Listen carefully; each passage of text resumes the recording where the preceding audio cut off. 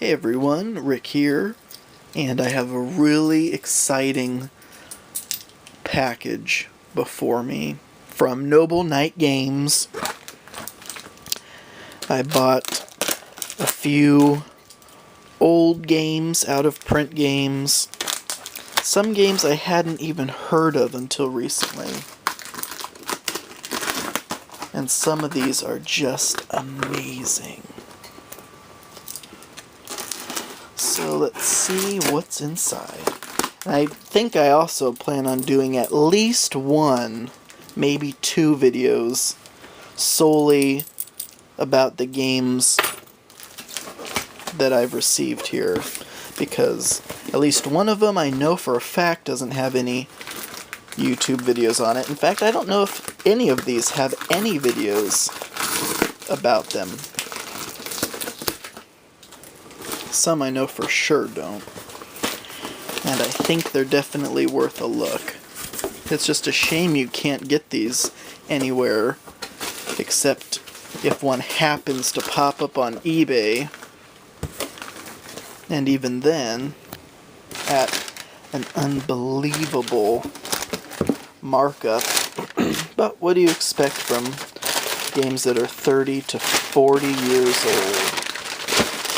Okay, so first of all, with all my Noble Knight purchases, I always add a deck of the Rat Splatter game. It's a penny. So Noble Knight, for every $15 you spend, you get to add one of their penny items.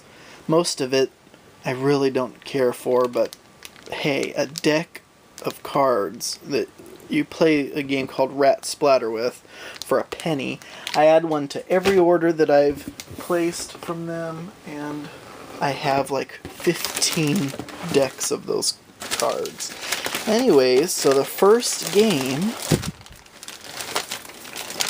Oh man, this is so cool. Dwarf Mountain, a game of fantasy adventure.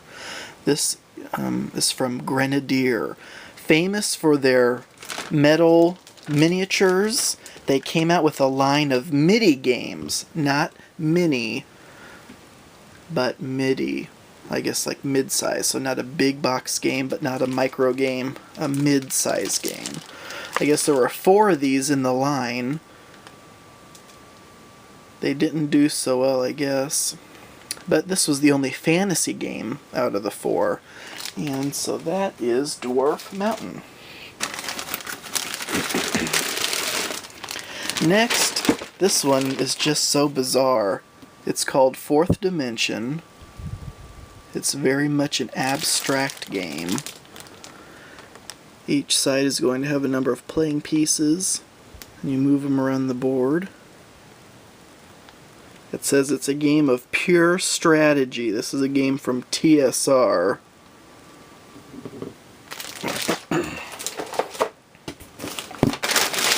Quite bizarre. This one I am so excited about.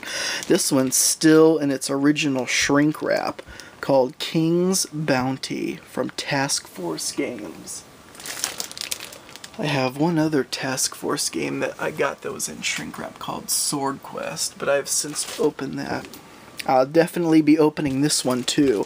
This is for how many players? 1 to 8, yeah, because you can play it solo. That's what I was excited about. It's about you taking your character around the land, capturing bounties.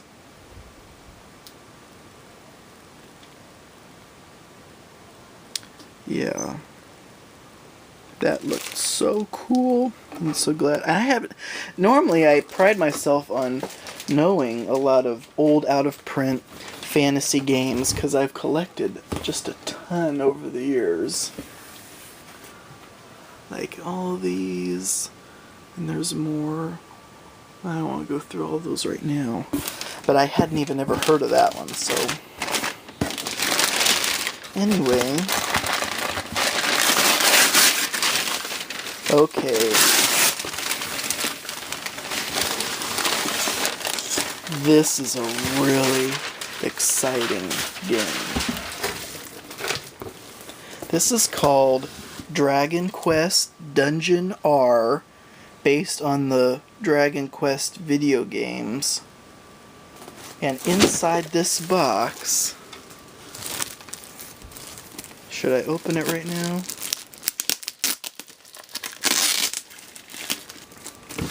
Inside this box are a bunch of 3D pre-painted pieces. So they look like that right out of the box. This game's about 10 years old. So what you're going to do is you're going to set up, each player has a dungeon separated by a screen, so it'll look like that. And you set up the dungeon with these wall pieces, and you place the monsters and treasure around there, and then it plays like Battleship. So you'll call out a letter and a number, and then where on the grid it is, that's where you'll move to on your opponent's side, and they'll let you know if you've hit a wall, hit a monster, found treasure. There's 3 different levels of play. So like level 1's the most basic, no monsters or anything, just trying to find the final boss without hitting the wall. Whoever does that first wins. And then all the way up to level 3 where you battle monsters when you encounter them, you get treasure. I just couldn't believe that the pieces actually look like that. I love it when board games come with pre-painted pieces. This is a tough game to find, and it's in Japanese, but thankfully the one that I got included English rules. So yeah, that's one for sure that I'm going to do an actual unboxing video on, because wow, it just looks so neat. And then last but not least is another game that I am so excited about and hadn't discovered until recently. And again, that kind of surprised me. It's called Fortress.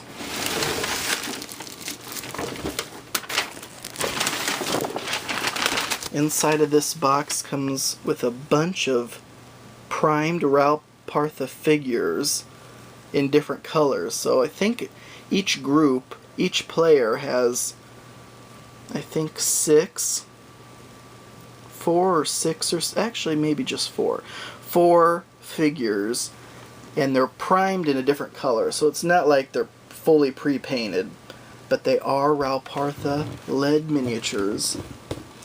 And then there's a bunch of cards and dice. An old school dungeon crawl. Yep, so I'm going to do an unboxing video on this one as well. Really excited about that too. Not too much information on this on YouTube. One video that I found mentions it barely in passing, but that's about it. Well, anyway, that's about all for this order. Couple other acquisitions that I got recently: Crisis Hunters and the expansion pack directly from the publisher Flex Capacity website. And I got this from the Kickstarter project for Start Player Express. So you roll the white die, whichever color it lands on, you'll roll the corresponding die, and then you'll read it. So if you landed on this, you'll see it's a blue die, so you'll roll the blue. So smallest, and then roll the blue, and then it'll have something else on there. So that tells you who goes first in a game, if you ever have a problem deciding who goes first. So the Kickstarter was for these dice, and then my pledge level also got me a copy of the Start Player card game, so each card kind of has something on there that will have you do, or